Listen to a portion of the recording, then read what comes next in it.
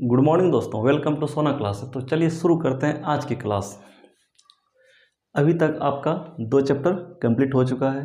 दूसरा चैप्टर का न्यूमेरिकल बचा हुआ था, वो कंपटीशन के हिसाब से जो देखा जाए रेलवे ड्राइवर के हिसाब से टाइम कंज्यूमिंग है, ठीक है। लेकिन फिर भी मैं उसको बताऊंगा किसके लिए, उसके लिए एक अलग प्लेलिस्ट बनाऊंगा न्यूमेरिकल का, जो कि 9th-10th की तैयारी कर रहा है, जिसका भविष्य आगे उज्जवल है, जो कि इंजीनियर बनना चाहते हैं, आईटी की तैयारी करना चाहते हैं, या फिर जो मेडिकल में जाना चाहते हैं, उसके लिए बहुत ज़रूरी है, ठीक है। उसके लिए मैं अलग से डालूंगा प्ले लिस्ट में, आप लोग को भी देखना हो तो देख सकते हैं। लेकिन फिलहाल मैं अभी मेरा भी टारगेट क्या है, रेलवे ड्राइवर, ठीक है, और टेक्नीशियन, उसके साथ साथ टेक्नीशियन का भी आता है ना, दोनों का एक ही साथ क्या बोलते हैं एग्जाम होता है, एक ही पेपर रहता है। तो चलिए देखिए, परमाणु अणु और आयन, ये क्या है आपका सिलेबस का, यानी कि केमिस्ट्री का तीसरा चैप्टर है। 2 चैप्टर कंप्लीट, ये तीसरा स्टार्ट होने वाला है। इसमें क्या है, प्राचीन भारतीय, चलिए इससे पहले एक डिस्कस कर लेते हैं थोड़ा सा क्या। तो देखिए आप, अभी कुछ दिन पहले बीपीएससी का पेपर हुआ था, ठीक है। उसमें एक क्वेश्चन पूछा गया था, मैं आपको पहले से ही कई बार समझा चुका हूँ, समझाया हो ना, कि क्वेश्चन है ना अभी घुमा के दे रहा है, डायरेक्ट कोई क्वेश्चन नहीं आ रहा, आता सब वही से है, जो मैं बता रखा हूँ वहीं से आ रखा है। मैं आपको क्वेश्चन दे रहा हूँ, शायद आपको क्वेश्चन दिख रहा होगा, दिख रहा है ना, आप क्वेश्चन पढ़िए, देखिए लगेगा कि ये मेरे को नहीं बताया है, लेकिन 2 बार पढ़िएगा ना, लगेगा अच्छा, अच्छी तरह से अगर पढ़े हुए हैं समझ के तो आपसे तुरंत बन जाएगा, यानी कि 10 सेकंड भी नहीं लगेगा, इतना ईजी क्वेश्चन है। ये बीपीएससी का है, 68वीं बीपीएससी का, यानी कि बिहार पब्लिक सर्विस कमीशन है ना, उसका क्वेश्चन है ये, ठीक है ना। देखिए क्वेश्चन में क्या है, पदार्थ के एक रूप का कोई निश्चित आकार नहीं होता, पदार्थ का एक रूप है जिसका कोई निश्चित आकार नहीं होता, लेकिन इसका एक निश्चित आयतन होता है, ठीक है। तो पदार्थ के इस रूप का एक उदाहरण है, इसमें क्या ऑप्शन है, कार्बन स्टील, दूसरा क्रिप्टन, तीसरा मिट्टी का तेल, उपयुक्त में से एक से अधिक, ठीक है ना, इस तरह का ऑप्शन है आपका। अब देखिए इसमें कहना क्या चाह रहा है, इनमें से कोई एक पदार्थ ऐसा है कि जिसका जो है ना आयतन क्या है, निश्चित है, लेकिन उसका आकार निश्चित नहीं है। ये किसका होता है, द्रव का, कई बार बता चुका हूँ, एक बेसिक क्लास चला था उसमें भी ये बात बताया था। अभी जब डिटेल से बताना शुरू किए उसमें तो बहुत गहन तरीके से बताया हूँ ना। कितना हल्का सवाल है, अब बताओ क्या होगा इसका आंसर, सोचो। इसमें क्या होता है, द्रव होता है ना, जिसका क्या होता है, उसका कोई आकार नहीं होता, जिसमें डाल दो, बाल्टी में डाल दो, मग में डाल दो, गिलास में डाल दो, क्या हो जाएगा, उसी आकार में आ जाएगा, कोई निश्चित आकार है नहीं है, लेकिन उसका आयतन निश्चित है। यदि 1 लीटर पानी आप बाल्टी में लेते हैं, उसी 1 लीटर पानी को मग में लेते हैं तो 1 ही लीटर रहेगा। लीटर क्या है, आयतन है, आयतन का मात्रक है। इसका मतलब क्या है, इसका ऑप्शन क्या आएगा, द्रव जो हो, इसमें द्रव कौन है, कार्बन स्टील क्या है, वो तो ठोस है, नहीं स्टील ठोस होता है, क्रिप्टन वो भी ठोस है, मिट्टी का तेल क्या है, पता है आपको, केरोसिन तेल द्रव है, तो इसमें ऑप्शन क्या होगा, तीसरा नंबर मिट्टी का तेल। आया समझ में, इसलिए कहता हूँ बाबू, आप लोग थोड़ा सा समझ के पढ़ो, जैसे मैं पढ़ाता हूँ ना उसके पीछे पीछे चलो। मैं गारंटी देता हूँ, मैंने उसका टोटल फिजिक्स का, केमिस्ट्री का 10, फिजिक्स का 10 था। मेरी जब कोर्स कंप्लीट हो जाएगा ना तो आप बना के देखना, यदि आप 20 में 19 सॉल्व नहीं कर लिए, यदि आप अच्छी तरह से पढ़े हैं तो फिर मेरा इतना मेहनत करना बेकार चला जाएगा, ठीक है।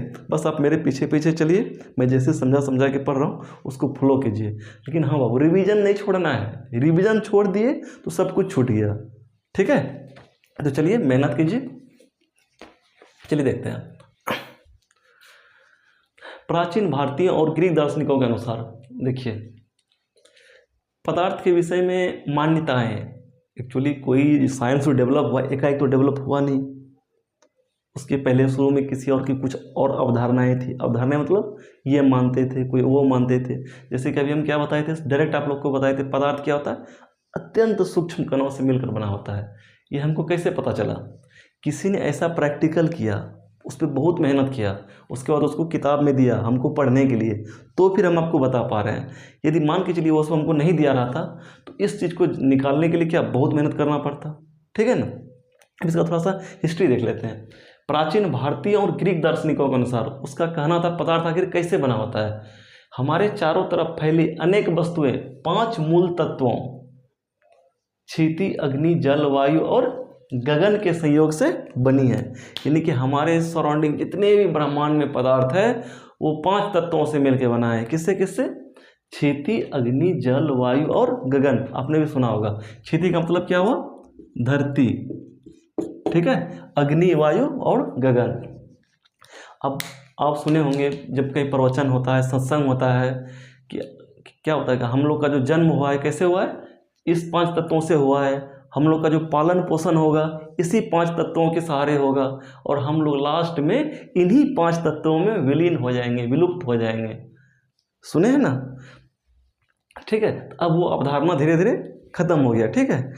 अब क्या है, थोड़ा सा डेवलप हुआ, जैसे जैसे विकास होता गया, बड़े बड़े अच्छे अच्छे क्या बोलते हैं विचारक आते गए, जिसको क्या बोलते हैं वैज्ञानिक आते गए, उन्होंने अपना अपना राय दिया, उसका अध्ययन किया, उन्होंने कई चीज़ पाया। देखिए अब उसके बाद देखिए 600 BC पूर्व, 600 BC पूर्व का मतलब क्या हुआ बताइए तो? BC पूर्व, BC पूर्व मतलब क्या हुआ? ईसा पूर्व, यानी कि जब ईसा मसीह जन्म कब हुआ था? जैसे कभी हमारा क्या है 2023 है ना, ध्यान रखिएगा। 2023 हम कब से काउंट करते हैं? एक ईसा मसीह, ईसाई धर्म का जो गुरु मानते हैं उसको क्या है, ईसा मसीह है। उसका जन्म जब से हुआ तो उसको 0 साल माना गया, फिर 1 2 3 4 करते करते भी 2023।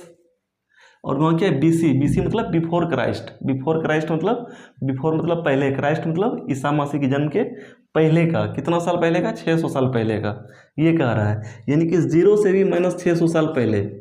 सोचिए, यानी कि अभी देखा जाए तो कितना साल बाद कहा जाए, यानी कि जब ये वैज्ञानिक रहा था कनाद, उस टाइम की बात बता रहा हूँ मैं, यानी कि 2300 में 600 और जोड़ दीजिए, इतना साल बाद की कहानी अभी हम लोग हैं। ठीक है, कितना हो जाएगा? 2623 साल के बाद अभी भी हम उसको अध्ययन कर रहे हैं। ठीक है। भारतीय दार्शनिक कनाद के अनुसार उन्होंने क्या कहा था? सभी पदार्थ अत्यंत सूक्ष्म, शाश्वत और अगोचर कणों से बना होता है। ठीक है, अत्यंत सूक्ष्म। अभी बताइए 600 साल पहले इस बात को उनको आभास हो गया था कि जो भी पदार्थ बना अत्यंत छोटे छोटे कणों से मिलकर बना होता है। शाश्वत मतलब साक्षात होता है, वो अगोचर कणों से बना होता है, जिन्हें परमाणुस कहते हैं। वो पहले क्या नाम दिया था? परमाणुस। ये संस्कृत वर्ड है, वो जो दिया था संस्कृत वर्ड में दिया था परमाणुस। परम का अर्थ क्या होता है? अंतिम, अणु का मतलब कण। ठीक है, उसका भी यही कहना था, कोई भी पदार्थ का जो सबसे सूक्ष्मतम कण होता है ना, वो क्या होता है? अंतिम कण होता है। उसी अंतिम कण को हम क्या बोलते हैं? परमाणुस। ये सब मैं क्यों बता रहा हूँ पता है? कहाँ से पूछते क्वेश्चन पता नहीं चलता। ठीक है, इसलिए समझने वाली चीज़ है, इसमें कुछ रटने वाली चीज़ नहीं है। ठीक है ना, इसलिए सोचता हूँ कि मैं छोटा छोटा टॉपिक भी है ना कवर करके चलूँ, जो कभी छूटे ना। ठीक है, इसको क्या बोलेंगे? अंतिम कण को परमाणुस। किसने कहा था? कनाद ने। कब? 600 BC पूर्व। ठीक है। देखिए अब उसके बाद और भी वैज्ञानिक आए मॉडर्न युग में, जैसे कि अपना देख लीजिए लववाजे आया था कब? 1774 में। उन्होंने कहा था पदार्थ की अनस्वरता का नियम दिया था। पदार्थ की अनस्वरता का नियम क्या होता है? अनस्वर का मतलब क्या है? यदि हम बोल दें कि हम अनस्वर हैं, मतलब कि हम कभी मरने वाले नहीं, मेरा कभी नाश नहीं होगा, क्या ये सही है? सही नहीं है। यदि धरती पे आए तो हम मरेंगे ही मरेंगे, यानी कि यदि हम जन्म लिए हैं तो मृत्यु आनी ही आनी है। ठीक है, हम अनस्वर नहीं हैं। लेकिन पदार्थ की जो उन्होंने अवधारणा दी थी, क्या दी थी? पदार्थ की अनस्वरता का नियम, यानी पदार्थ अनस्वर होता है। इसका मतलब क्या हुआ? रासायनिक अभिक्रियाओं के फलस्वरूप पदार्थों का कुल द्रव्यमान वो परिवर्तित रहता है। क्या रहता है? वो परिवर्तित रहता है। जैसे कि मान लीजिए अभी हम हाइड्रोजन ऑक्सीजन दोनों को मिलाएंगे तो क्या मिलेगा? बनेगा H2O, जल बनेगा ना जल। अभिक्रिया से पहले ठीक है, जितना इसका वजन था, अभिक्रिया के पहले इसका वजन कितना था और इसका भी वजन कितना था, जितना भी रहा होगा, उसके बाद जो वजन होगा ये दोनों के जोड़ के बराबर होगा। मान के चलिए इसका वजन A था, इसका वजन B था। दिख रहा है? मिटा देता हूँ। B था ना अभिक्रिया से पहले। अब जब अभिक्रिया हो गया, यानी कि संयोग हो गया, नया पदार्थ बन गया, जल बना, तो उसका वजन अब कितना होगा? A + B होगा, इनके बराबर होगा, चाहे जितनी भी अभिक्रिया हो। भार के विचार से जितना वजन पहले था टोटल का, जो जो अभिक्रिया में भाग लिया था, ठीक है, और उसके बाद जो होगा दोनों का क्या होगा वो वजन बराबर होगा। किसने कहा था? लभवाजे ने कहा था। ये तो अभी हमें सिंपल ये आपका रिएक्शन है, यानी कि अभिक्रिया है। अभिक्रिया इंग्लिश में क्या बोलते हैं? रिएक्शन, ठीक है। ये आपका क्या है? सिंपल अभिक्रिया है। लेकिन जब आगे जाओगे ना, मिलाओगे दो तो उधर भी दो नए पदार्थ बन जाएंगे। जैसे कि मान लीजिए कोई पदार्थ ए है, बी है, इसका जो वजन होगा दोनों का, फिर नया पदार्थ जो 2 बना या 3 बन जाए, कितना भी बने फर्क नहीं पड़ता, वो तीनों का जो वजन होगा यानी कि दोनों का जो वजन होगा क्या होगा? दोनों बराबर होगा। किसने कहा था? लभवाजे ने कहा था, ठीक है। इस बात को ध्यान में रखना है। उसने ये नियम कब दिया था? 1774 में। तो चलिए अब देखते हैं निश्चित अनुपात का नियम। इसको किसने दिया था? 1789 में प्राउस्ट ने दिया था। पहले किसने दिया? लभवाजे था। लभवाजे के बाद किसने दिया? प्राउस्ट ने। कब दिया? 1789 में। अब देखिए इसका सिद्धांत क्या कहता है, निश्चित अनुपात का नियम क्या कहता है। लभवाजे का क्या कह रहा था? यानी अभिक्रिया के पहले जो उसका वजन होगा, द्रव्यमान होगा, जो अभिक्रिया के बाद जो पदार्थ बनेगा उसका जो द्रव्यमान होगा, दोनों क्या होगा? बराबर होगा, ठीक है। अब देखिए निश्चित अनुपात का नियम क्या कहता है। किसी रासायनिक यौगिक के सभी शुद्ध नमूनों में एक ही प्रकार के तत्व भार के विचार से हमेशा एक निश्चित अनुपात में परस्पर मिला रहता है। कहने का मतलब हुआ, इसमें देखिएगा, एक ही प्रकार के तत्व, पहला पॉइंट। दूसरा पॉइंट नोट करने लायक है, भार के विचार से। किसके विचार से? भार के विचार से एक ही निश्चित अनुपात में परस्पर मिला रहता है। इसमें 3 पॉइंट हुए ना, ध्यान रखने योग्य बातें हैं। पहला क्या? कोई भी यौगिक है उसका जो एक ही प्रकार के जो तत्व है भार के विचार से क्या होता है? हमेशा एक निश्चित अनुपात परस्पर मिला होता है। ये समझ में नहीं आया होगा, समझाता हूँ। मान के चलिए, आपको पता है जितने भी प्रकृति में पदार्थ है सबका द्रव्यमान क्या है? अलग अलग है। मान के चलिए लोहे का द्रव्यमान लेंगे, सेम साइज का, मान के चलिए 2 सेम साइज का एक लोहा बनाएंगे, एक एल्युमिनियम बनाएंगे, तो वजन क्या होगा? दोनों को बराबर होगा? नहीं होगा। क्यों नहीं होगा? उसमें घनत्व ज़्यादा है, किसमें? लोहे में घनत्व ज़्यादा है उस लोहे का, और इसका कम है। उसी तरह से सभी तत्व का जितना तत्व टोटल कितना बताए थे? 118, ठीक है। 118 तत्व में सबसे पहले क्या था? Hydrogen, helium, lithium, beryllium, boron, जितने भी तत्व हैं, लोहा भी आता है उसमें, एल्युमिनियम भी आता है, सोना भी आता है, चांदी भी आता है, सब बता चुका हूँ। 50 याद करने के लिए बोला था, आप लोगों ने याद किया होगा तो बात समझ में आ रहा होगा। आई समझ में? यदि आपने याद नहीं किया होगा तो बात समझ में नहीं आएगा, ठीक है। इसलिए रिवीजन बहुत ज़रूरी है। 118 तत्व जो है ना, उस सारे का जो है ना द्रव्यमान अलग अलग है। ऐसा नहीं कि हाइड्रोजन का जो वजन होगा तराजू पे नापने के बाद, और हीलियम का जो वजन होगा एक परमाणु का, सबका क्या होगा? अलग अलग होगा। एक परमाणु कितना होता है? बहुत छोटा होता है, उसका वजन अपना कितना, वजन करना कितना मुश्किल काम है ना। लेकिन हमारे जो मॉडर्न युग के जो साइंटिस्ट हैं उन्होंने इसका भी वजन निकाल लिया है। जब उन्होंने वजन करके देखा ना, जब उन्होंने वजन करके देखा तो पाया गया कि जितने भी तत्व हैं सारे के वजन क्या है? अलग अलग है, किसी का बराबर नहीं है। अरे समझ में? बहुत थोड़ा थोड़ा के लिए डिफरेंस सारे में होता है, लेकिन डिफरेंस है, ध्यान रखिएगा बात को, क्योंकि वजन ही बहुत कम है तो थोड़ा थोड़ा के लिए डिफरेंस होगा, लेकिन डिफरेंस है, ठीक है। अब मान के चलिए क्या है? H2 और O। H2 क्या है आपका? हाइड्रोजन। ये क्या है? ऑक्सीजन। ये आपको पता होना चाहिए, ऑक्सीजन जो है ना हाइड्रोजन की तुलना में क्या होता है? ज़्यादा वजन होता है। हाइड्रोजन, चलिए देखते हैं, हाइड्रोजन का एक परमाणु लेते हैं, ठीक है, उसका द्रव्यमान कर लेते हैं, वजन कर लेते हैं। फिर ऑक्सीजन का एक परमाणु लेते हैं, उसको वजन कर लेते हैं। आप उसमें क्या देखोगे पता है? जितना वजन हाइड्रोजन का होता है और ऑक्सीजन का होता है, ऑक्सीजन का वजन 16 गुना ज़्यादा होता है। क्या होता है? 16 गुना ज़्यादा। किससे? हाइड्रोजन के एक परमाणु के वजन से। हम लिए थे हाइड्रोजन का भी एक परमाणु मतलब सबसे लास्ट कण, छोटा कण। ऑक्सीजन का भी सबसे लास्ट कण, छोटा कण लिए थे, लेकिन जब वजन किए तो हमको क्या मिला कि ऑक्सीजन का जो एक परमाणु है हाइड्रोजन के एक परमाणु के द्रव्यमान से 16 गुना ज़्यादा भारी है। कौन है? ऑक्सीजन का।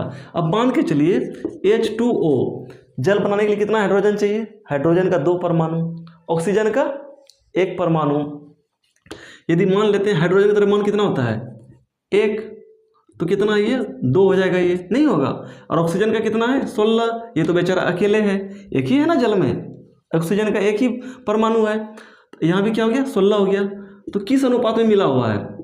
यहाँ 1 हो जाएगा, यहाँ 8 हो जाएगा, यानी कि 1:8 में मिला हुआ है। इसमें क्या है? 1 भाग हाइड्रोजन है तो 8 भाग ऑक्सीजन है। भाग का मतलब यदि हम जब भी हमको पानी बनाना होगा 1 kg हाइड्रोजन लेंगे तो 8 kg क्या लेना पड़ेगा? ऑक्सीजन लेना पड़ेगा। ठीक है, अभी आपको मैं आगे बहुत अच्छी तरह से डिटेल से बताऊंगा ये 8 कैसे आता है।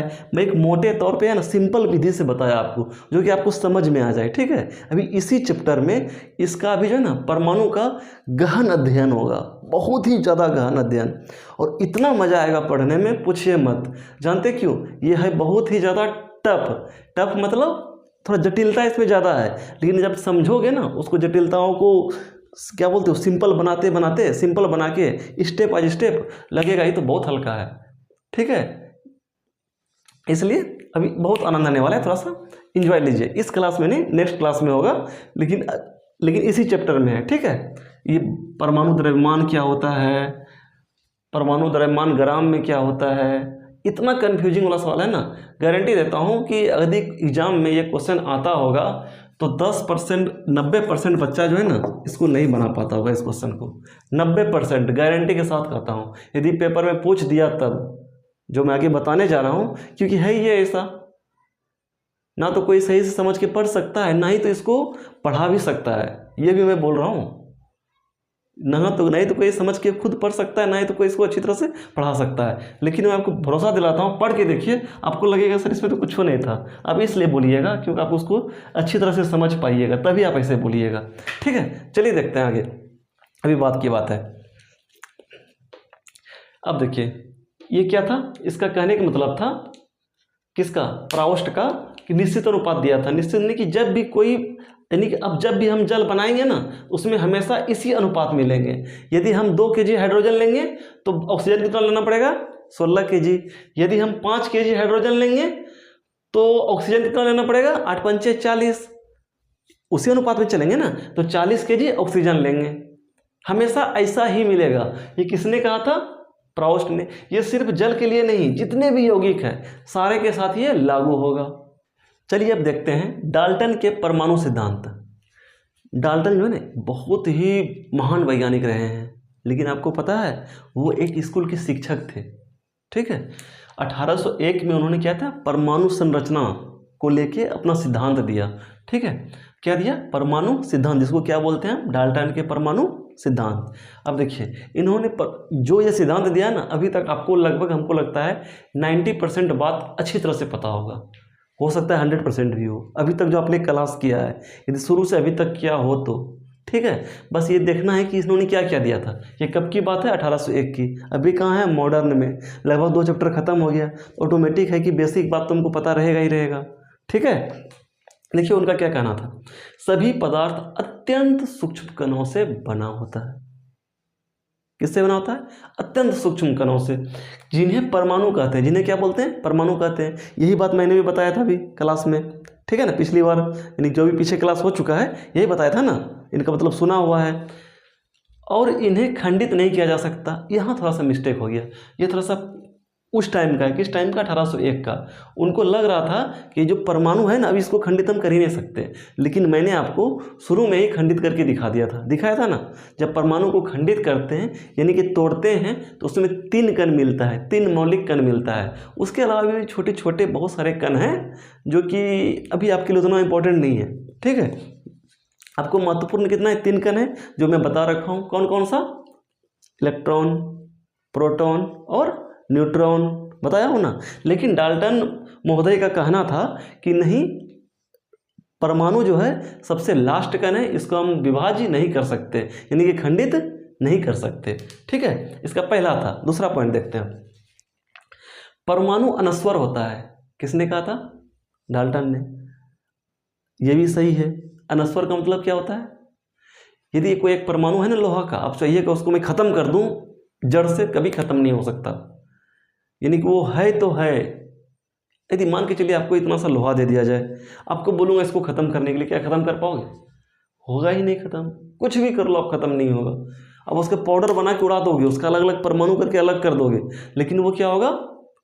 कभी ख़त्म नहीं होगा। यानी कि अनस्वर है। यदि वो जो एक बार धरती पे आ गया, बन गया, वो कभी ख़त्म नहीं हो सकता।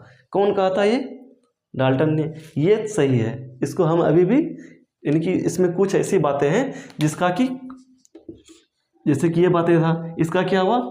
एडवांस रूप आ गया। लेकिन ये क्या है? इन्होंने जो ये कहा था ये बिल्कुल सही है, लेकिन इन्होंने जो कहा था उस टाइम तक तो सही कहा था, लेकिन जब इसको खंडित कर दिए तो ये क्या हो गया? ये कथन असत्य हो गया। जिसको क्या बोलते हैं? डाल्टन के परमाणु सिद्धांत का दोष। क्या दोष है? जैसे जैसे एडवांस हुआ, नई नई टेक्नोलॉजी आई, उसको अच्छी तरह से अध्ययन किया गया तो उसको तोड़ दिया। जब तोड़ दिया तो उनका सिद्धांत क्या हो गया? यहाँ पर फेल हो गया। ठीक है, फेल तो हुआ, लेकिन फिर भी कहने योग्य बातें हैं कि उन्होंने खुद कहा कि सबसे अंतिम कण परमाणु है। उसके उन्होंने कहा तभी तो उसके बाद हम अध्ययन किए। समझ रहे हो ना? परमाणु क्या होता है? अनस्वर होता है। बात बिल्कुल सही है। सभी तत्व के सभी परमाणु क्या होते हैं? समान होते हैं। जैसे कि हाइड्रोजन का जो एक परमाणु होगा, मान लीजिए इतना सा हाइड्रोजन ले लिया हम, ठीक है, इतना हाइड्रोजन ले लिया, ढेकड़ी ले लिए, इससे हम परमाणु निकालेंगे एक एक करके, सब क्या होगा? एक समान होगा। यदि हाइड्रोजन का है तो क्या होगा? सब एक समान होगा। किसने कहा था? डाल्टन महोदय ने कहा था। ठीक है, सभी तत्व के सभी परमाणु समान होते हैं। क्लियर हो गया? अब देखिए, विभिन्न तत्वों के परमाणु विभिन्न आकार, द्रव्यमान और रासायनिक गुण वाले होते हैं। विभिन्न तत्वों के, यदि विभिन्न तत्वों का परमाणु है, जैसे ये किसका था? हाइड्रोजन का था। ये मान लीजिए कार्बन का है। अब इसका परमाणु हम निकालेंगे, ठीक है, और इसका परमाणु निकाल के रखें हाइड्रोजन का। इसका क्या होगा? आकार, और इसका आकार अलग होगा, होगा ही होगा। लेकिन कार्बन का जो परमाणु है ये आपस में क्या होगा? एक जैसा है। यदि कार्बन का परमाणु ये भी है, ये भी है, तो ये एक जैसा होगा, आकार भी एक जैसा होगा, द्रव्यमान भी एक जैसा होगा, उसका रासायनिक गुण भी एक जैसा होगा। ठीक है, रासायनिक गुण मतलब किसके साथ अभिक्रिया करेगा, किसके साथ नहीं करेगा। ठीक है, अब देखिए समझ में आ गया? यानी कि पदार्थ अलग है, तत्व अलग है, परमाणु अलग है, तो उसका क्या हो जाएगा? द्रव्यमान, क्या बोलते हैं? द्रव्यमान, आकार, रासायनिक सब क्या हो जाएगा? डिफरेंट हो जाएगा। ठीक है, चलिए अब देखते हैं। यहाँ तक हो गया। अब पांचवा देख लीजिए। चौथा यहाँ था, पांचवा था। अच्छी तरह से नोट कर लीजिएगा, ठीक है, स्क्रीन को पॉज करके। तत्वों के परमाणु सरल सांख्यिक अनुपात में संयोग करता है। तत्वों के जो परमाणु है ना, हमेशा सरल सांख्यिक अनुपात में संयोग करता है। इसका मतलब क्या हुआ? सरल सांख्यिक का मतलब है हमेशा जब भी रहेगा ना, जैसे कि आप एक उदाहरण ले लेते हैं जल का। हम एक ही उदाहरण रिपीट कर रहे हैं, क्यों? अभी आपके दिमाग में डाटा नहीं डाल रहे हैं, डाटा डालेंगे, ज़बरदस्त तरीके से डालेंगे। ठीक है, अभी मेरा क्या काम है? आपके अंदर कॉन्सेप्ट डालना। मैं आपको कॉन्सेप्ट डाल रहा हूँ, ठीक है। H2O क्या है? जल है। अब क्या बोला? सरल सांख्यिक अनुपात। सरल सांख्यिक अनुपात मतलब क्या होता है? किस अनुपात में है ये? 2:1 में है। ये हमेशा जो है ना 2:1 में ही रहेगा। ऐसा नहीं कि कोई भी ऐसा, कोई मान के चलिए कोई और तत्व यौगिक हो कि 2:2:1 में होगा, ऐसा कभी नहीं हो सकता। कभी परमाणु का 2.5 हो सकता है क्या? हाइड्रोजन का 2.5 हो सकता है? नहीं हो सकता है। यानी कि जो भी यौगिक होगा हमेशा क्या होगा? सरल सांख्यिक अनुपात में, यानी कि दशमलव में नहीं होगा। समझ पा रहे हैं? चलिए ठीक है। अब देखिए, एक ही तत्व के परमाणु एक से अधिक यौगिक बना सकता है। निश्चित बात है, आप हाइड्रोजन से क्या बना सकते हैं? जल बना सकते हैं, हाइड्रोजन पेरोक्साइड बना सकते हैं, जो मन में आया, यानी कि कई पदार्थ बना सकते हैं। जैसे कार्बन का पता है आपको? कार्बन एक ऐसा मतलब कि है तत्व है जिसका सबसे ज़्यादा यौगिक है, लाखों अरबों। समझे ना? यानी कि आपको धरती पे जो है ना मैक्सिमम, क्या बोलते हो आप, जितना भी देखोगे ना लगभग सारे में क्या होगा? कार्बन मिलेगा। कार्बन तो तत्व एक ही है, लेकिन सभी के साथ संयोग कर करके कुछ ना कुछ अलग पदार्थ बना रखा है। इसमें भी कार्बन है, ठीक है, इसमें भी कार्बन है, पता होना चाहिए। लोहा में कार्बन है, उसमें नहीं है, क्यों? वो तो लोहा शुद्ध है। लेकिन मैक्सिमम जितना भी यौगिक है, अधिकांश में आपका कार्बन का उपयोग होता है। ठीक है, इस बात को ध्यान में रखिएगा। कहने का मतलब है जो डाल्टन महोदय ने कहा था, एक ही तत्व के परमाणु एक से अधिक यौगिक बना सकता है, एक से अधिक यौगिक बना सकता है। ठीक है, चलिए ये क्या हुआ आपका निश्चित अनुपात का नियम और डाल्टन के परमाणु सिद्धांत। ठीक है, अब थोड़ा सा डाल्टन के परमाणु सिद्धांत के दोष को देख लेते हैं। चलिए अब देखते हैं डाल्टन के परमाणु सिद्धांत के दोष। आपने देखा उन्होंने कई सारे सिद्धांत दिए थे, ठीक है, अब उसमें क्या कमियां पाई गई, यानी कि जब जैसे जैसे समय के अनुसार विज्ञान विस्तृत होता गया, उसकी जानकारी बढ़ती गई, उसका अध्ययन किया गया, अच्छी तरह से खोजा गया, ठीक है, उस हिसाब से इसके सिद्धांत में कुछ न कुछ कमी पाई गई। ठीक है, इसमें से प्रमुख 4 हैं, उसको देख लेते हैं।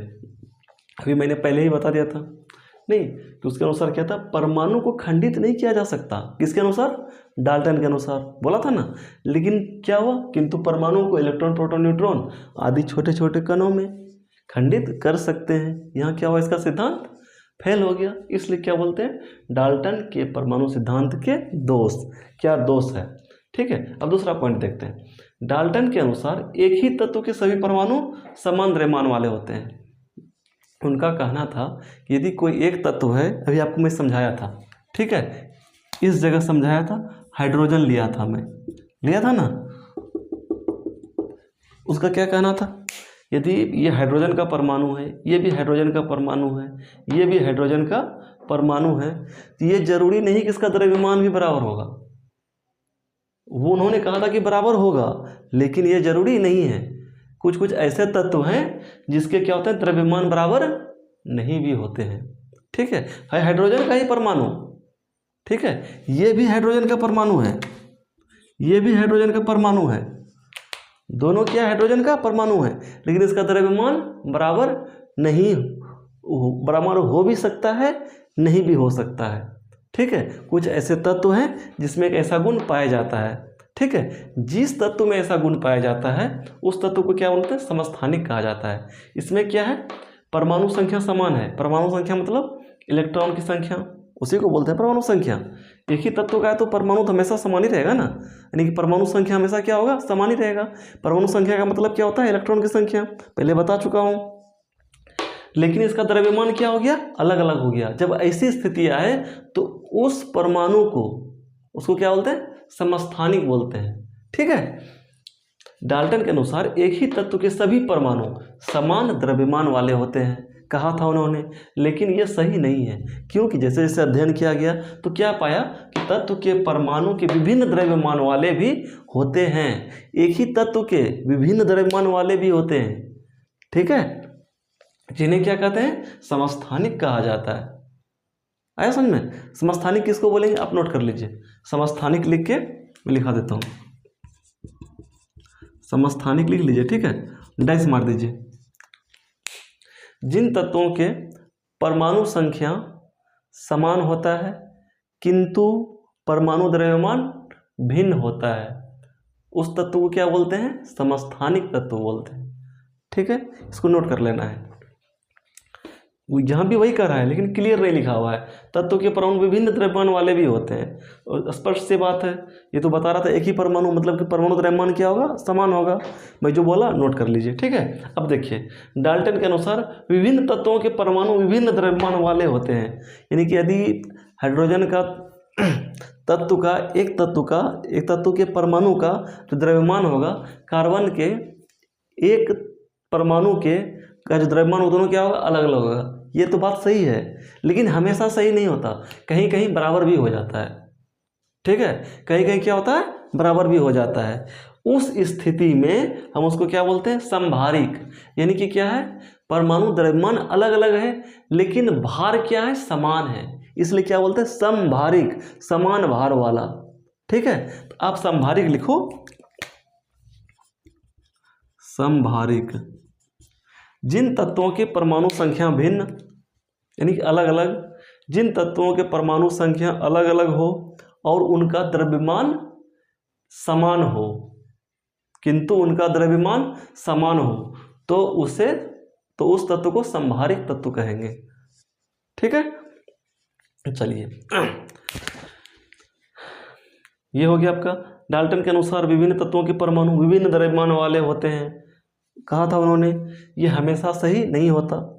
जब नेक्स्ट जैसे अध्ययन का लेवल बढ़ता गया उसमें जब पाया, क्या पाया, विभिन्न तत्वों के परमाणु सामान्य द्रव्यमान वाले भी होते हैं। अभी जो बताया मैंने, जिन्हें क्या कहते हैं, संभारिक कहते हैं। डाल्टन ने कहा था जैसे कि आपका जो परमाणु है ना, इन एक ही परमाणु है, एक ही परमाणु मतलब एक ही तत्व का परमाणु है, तो उसका क्या होता है, गुण एक ही समान होता है ना, कहा था, आपने पढ़ा था। अब देखिए चारकोल जो होता है ना, कार्बन का बना होता है, शुद्ध कार्बन का, ठीक है। ग्रेफाइट भी शुद्ध कार्बन का बना होता है। देखो नाम अलग अलग है, कार्बन से ही बना हुआ है, उसमें और कुछ मिश्रित नहीं है, मिला हुआ नहीं है, ठीक है। हीरा भी किसका बना होता है, कार्बन का बना होता है। तीनों कार्बन परमाणुओं से बना होता है, किंतु इनके गुणों में स्पष्ट अंतर होता है, स्पष्ट रूप से अंतर होता है। बोलो कैसे? आप जब हीरा लेने जाओगे ना, मैंने एक हीरा का अंगूठी लिया था, ठीक है, थोड़ा सा हीरा उसमें लगा हुआ था, 25,000 ले लिया। मुश्किल से जानते हो कितना बड़ा हीरा होगा, इतना सा, अरे बहुत बड़ा हो गया। उसमें सोने में जड़ा हुआ था, कितना ले लिया था उसका, 25,000 रुपये ले लिया था। कितना बहुमूल्य पत्थर है वो, बिल्कुल वो कार्बन का ही बना हुआ है, ठीक है। लेकिन आप ग्रेफाइट लेने जाओगे ना, ग्रेफाइट आप देखे होंगे, जैसे कि आपका पेंसिल, शायद अभी पास में नहीं है क्या, नहीं इधर, आपका पेंसिल जो है ना, पेंसिल का जो नीब होता है, क्या होता है, नीब ऊपर वाला, जिससे लिखते हैं, बराबर है, कटर से कर करके घुमा घुमा के छिलका अलग कर देते हैं, बाद में उसको लिखते हैं। जो लिखते हैं ना जिससे, वो क्या आपका ग्रेफाइट है। महंगा है, यहाँ से लेके यहाँ तक ग्रेफाइट भरा आता है। कितने में मिलता है, मात्र 5 रुपया। अरे समझ में, वो भी कार्बन है, हीरा भी कार्बन था। अब देखिए चारकोल क्या है, वो तो उससे भी ज़्यादा सस्ता होता है, ग्रेफाइट से भी ज़्यादा सस्ता होता है, नहीं होता। आप देखियो चारकोल क्या होता है, काला जैसा होता है, कोयला होता है ना, कोयला ही मान लीजिए एक तरह से आप। जब लकड़ी को कस के गर्म करते हैं ना, तो चारकोल बनता है, ठीक है। तीनों में कार्बन है, प्रचुर मात्रा में, शुद्ध कार्बन का रूप है। लेकिन जो है ना, इसमें थोड़ा सा मिलावट रहता है। लेकिन ग्रेफाइट और हीरा क्या है, शुद्ध कार्बन है, लेकिन फिर भी उसके गुणों में क्या है, स्पष्ट अंतर है। ग्रेफाइट क्या होता है, बहुत मुलायम होता है, इसमें कुछ मिलाया जाता है। ग्रेफाइट जो पेंसिल में देते हैं ना, कुछ मिलाते हैं उसको थोड़ा हार्ड करने के लिए। लेकिन जब ओरिजिनल ग्रेफाइट आप लोगे ना, तो मुलायम होता है। लेकिन आपका जो हीरा होता है, सबसे ज़्यादा धरती पे सबसे ज़्यादा कठोर कौन होता है, हीरा होता है। अब बताइए ऐसा क्यों होता है, जब सब कार्बन से ही बना है तो? उसके संरचना पे डिपेंड करता है, उसका जो बनावट है ना, जो जैसे कि कार्बन जो एक दूसरे से जुड़ के बना होता है, उसका जो बनावट है ना, वो अलग होता है। वो आपको आगे हम पढ़ाएंगे कि उसका आखिर हीरा का संरचना कैसा होता है, ठीक है, और ग्रेफाइट का संरचना कैसा होता है। उस संरचना के आधार पे ही सिर्फ कोई बहुमूल्य हो जाता है, तो कोई सस्ता हो जाता है, यानी कि उसके गुणों में अंतर आ जाता है, ठीक है। तो ये रहा आपका डाल्टन के परमाणु सिद्धांत के दोष। चलिए अब देखते हैं परमाणु क्या है। आपको मैंने पहले भी बता चुका हूँ कई बार, परमाणु क्या है, परमाणु किसे कहते हैं, एक बार बता चुका हूँ, एक बार नहीं 2 बार, कई बार बता चुका हूँ, हमेशा बताता हूँ, ठीक है। फिर से रिपीट करता हूँ, ठीक है, क्योंकि बताए थे ना, जब थोड़ा सा गहन अध्ययन करना है। किसी तत्व का अंतिम सूक्ष्मतम कण, अब तत्व क्या है पता है, बताइए तो, याद है तो? शुरू में मैंने आपको जो स्टार्ट किया था बेसिक क्लास, बताया था सबसे पहले क्या होता है, पदार्थ को कितने भागों में बांटा गया बाबू, 3 भागों में, रसायन के आधार पे। कौन कौन सा? तत्व, यौगिक, मिश्रण। तत्व क्या था, शुद्ध पदार्थ था, बिल्कुल शुद्ध, उसमें कोई मिलावट नहीं होगा, ठीक है। यौगिक क्या था, 2 या 2 से अधिक पदार्थ को निश्चित अनुपात में मिलाने से जो नया पदार्थ बनेगा, बिल्कुल नया बनेगा, उसको क्या बोलेंगे, यौगिक। मिश्रण में क्या था, जैसे तैसे मिला के डाल दीजिए, रख दीजिए, बन गया। है समझ में? देखिए यहाँ क्या, किसी तत्व का, उसी तत्व का जो बिल्कुल शुद्ध होता है, अंतिम सूक्ष्मतम कण, सबसे लास्ट कण, जो रासायनिक अभिक्रिया में भाग ले सकता है। जो रासायनिक अभिक्रिया में क्या करता है, भाग लेता है। जैसे परमाणु क्या होता है, रासायनिक अभिक्रिया में भाग लेता है, तो उसको क्या बोलते हैं, परमाणु कहलाता है, ठीक है।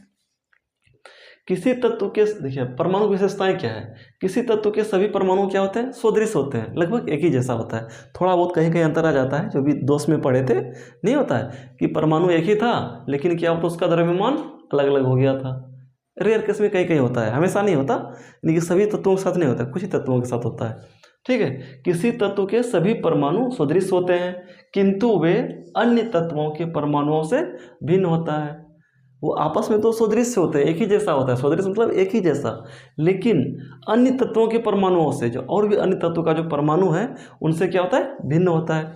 ठीक है, अलग अलग होता है उसका गुण, धर्म, साइज, आकार। तत्व का प्रत्येक परमाणु तत्व के सभी गुणों को प्रदर्शित करता है। इसका मतलब क्या हुआ है, जो एक तत्व है ना, यानी कि तत्व के का प्रत्येक परमाणु, तत्व का कोई एक परमाणु ले लीजिए, उसका गुण चेक कर लीजिए, यदि वो मीठा है, अब यदि आप उस तत्व को चेक कीजिएगा, तत्व के इसका अब तत्व कैसे बनेगा, जब कई सारे परमाणु के साथ रख देंगे तो क्या हो जाएगा, वो तत्व कहलाएगा, लेकिन उसका जो एक अंतिम बला रहेगा वो क्या होगा, परमाणु होगा। जैसे देखिए, एक लोहा ले ली, टुकड़ा ले ली लोहा का, ठीक है, इसमें से एक परमाणु निकाल लेते हैं, जो इसका गुण होगा ना वही गुण इसका भी होगा, होना ही है। हम इसको क्या बोलेंगे, तत्व। क्या हम इसको तत्व बोलेंगे, जब लास्ट टर्म रहेगा तो क्या तत्व बोलेंगे, सोचो, बिल्कुल बोलेंगे, हिचकिचाना नहीं है। परमाणु भी है लेकिन क्या है, ये तत्व भी है। क्या हम पूरे जब एक साथ इकट्ठा कर लेंगे तब इसको हम परमाणु बोलेंगे, तब परमाणु नहीं बोल सकते हैं, तब इसको परमाणु नहीं बोल सकते, लेकिन परमाणुओं का समूह बोल सकते हैं, परमाणुओं का ग्रुप बोल सकते हैं, इसको क्या बोलेंगे हम, तत्व बोलते हैं। आ रहा समझ में, सब तो छोटी छोटी बातें हैं लेकिन फिर भी क्लियर कर दे रहा हूँ। ठीक है, हाँ, तो वही हुआ, तत्व का प्रत्येक परमाणु तत्व के सभी गुणों को प्रदर्शित करता है। पर यदि मान चलिए एक परमाणु का छोटा सा कण, वो तीता लगेगा, तो क्या उसमें जब इकट्ठा कर लेंगे क्या वो मीठा लगने लगेगा, बिल्कुल नहीं, वो भी तीता ही लगेगा। समझ रहे हैं ना। परमाणु का व्यास क्या होता है, लगभग 10⁻⁻15 मीटर होता है। इसका मतलब क्या हुआ, ये इतना छोटा होता है, इतना छोटा होता है कि आप एक कल्पना करके देख सकते हैं। उस कल्पना को आपको दिखा रहे हैं, आप थोड़ा सा कल्पना की दुनिया में चलिए अब। ठीक है, एक चम्मच ले लीजिए, चम्मच ले लिया, उसमें क्या दिया, नमक, एक चम्मच नमक होता है, थोड़ा सा नमक ले लीजिए। पूरे विश्व के आदमी को, वर्ल्ड के पूरे विश्व के आदमी को, कहाँ के, पूरा विश्व, धरती पे जितना आदमी है पूरा विश्व, ठीक है, पूरे विश्व क्या 800 ध्रुव का होता है, पता नहीं, जो भी हो, कुछ तो होता होगा, पूरे विश्व के आदमी, ठीक है, पूरे विश्व के आदमी को इकट्ठा कर लीजिए और उसको बोलिए कि आपको 1 सेकेंड में नमक का एक परमाणु काउंट करना है, यानी गिनना है। समझे, सबसे जो लास्ट कण है नमक का, तो इससे सबसे लास्ट कण आपको क्या कहलाएगा, बताए थे ना, अणु कहलाएगा। अणु ही ले लीजिए, कोई बात नहीं, अणु को ले लीजिए। परमाणु तो उससे भी छोटा होता है, क्योंकि उसमें क्या होता है, सही, नमक में सोडियम और क्लोरीन मिला हुआ रहता है, NaCl होता है ना, तो उसमें 2 परमाणु एक साथ आ गया, तो कोई बात नहीं, फिर भी उसको काउंट करना शुरू कीजिए आप, 1 चम्मच को। प्रत्येक आदमी 1 सेकेंड में 1 कण गिनेगा, कब से, जब से वो पैदा लिया है तब से लेके मरने तक। प्रति सेकेंड 1 परमाणु कितना हो जाएगा, उसको काउंट करने में पता है कितना टाइम लगेगा, 40 लाख वर्ष लग जाएगा। यदि पूरे विश्व के आदमी को हम गिरने के लिए भिड़ा दें 1 चम्मच नमक को, तो कितना लग जाएगा, 40 लाख वर्ष। इस बीच में पता है कितना बार, क्या बोलते हो, जन्म लेगा फिर मरेगा, फिर जन्म लेगा फिर मरेगा।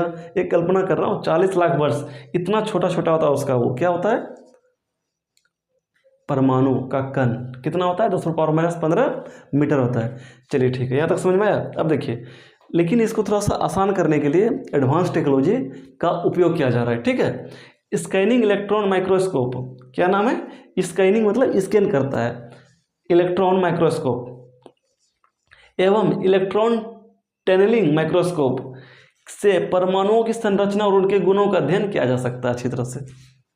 ठीक है, इन्हीं के द्वारा किया जाता है। शायद क्वेश्चन में आ भी सकता है कि निम्नलिखित में किनके द्वारा परमाणु संरचना का अध्ययन किया जाता है, कौन से यंत्र के द्वारा। जब पते नहीं रहेगा तो कहाँ से बना पाइएगा। ठीक है, इसलिए इस बात को ध्यान में रखना है, इसको मिस नहीं करना है। पहले ही बता रखे ना, अभी क्वेश्चन जो है ना, एक्चुअली क्या है ना, railway group D, railway group D में क्या है, प्रत्येक साल अब क्या लेगा, साइंस से पूछेगा, दवा के साइंस पूछेगा। अब बताओ, अब एक ही सवाल तो बार बार दे नहीं सकता, कुछ नया नया कहाँ से निकालेगा, एक ही चीज़ को घुमा के निकालेगा।